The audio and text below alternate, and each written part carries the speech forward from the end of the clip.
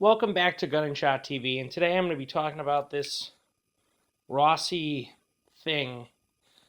This is an older Rossi revolver in 32, 32 long, and it's a little pocket revolver, and it's one that was had a really badly snapped off hammer, so I did clean up the hammer a little bit.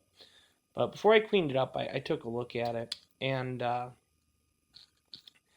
I'm not 100%, but I'm pretty sure the hand is either has a bad spring or is worn down to a point where the gun isn't really safe to fire.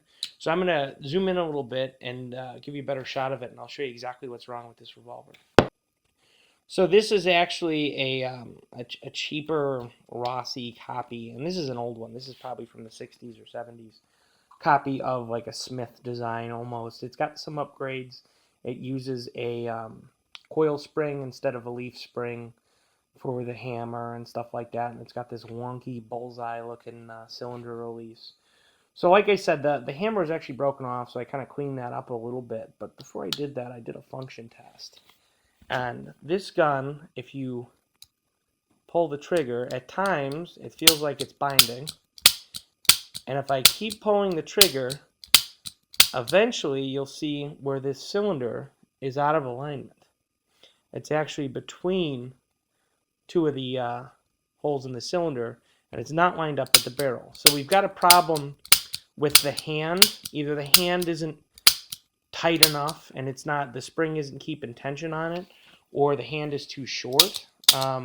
It can also be with the star on the back of the extractor here. I don't see any, it doesn't look super nice, but it doesn't have any like missing pieces or anything.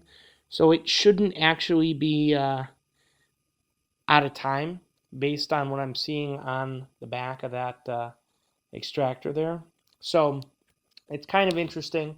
Like I said, it's obviously not safe to shoot. So I'll have to look into getting some parts for it and see what the deal is. But it's always a good idea when you get a revolver like this to test it out and look at the timing. And don't just say, oh, I pulled it 5 times, 6 times, and it worked fine.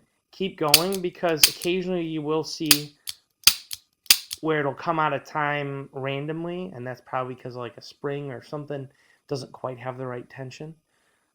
You should also, be able to go very slowly and have the revolver be in time. Like, these Rossis aren't very great guns. They were made in Brazil to be imported cheaply. Modern Rossis, I think they make some okay products. Like, I really like my Rossi lever action, but this gun in particular is probably not worth fixing.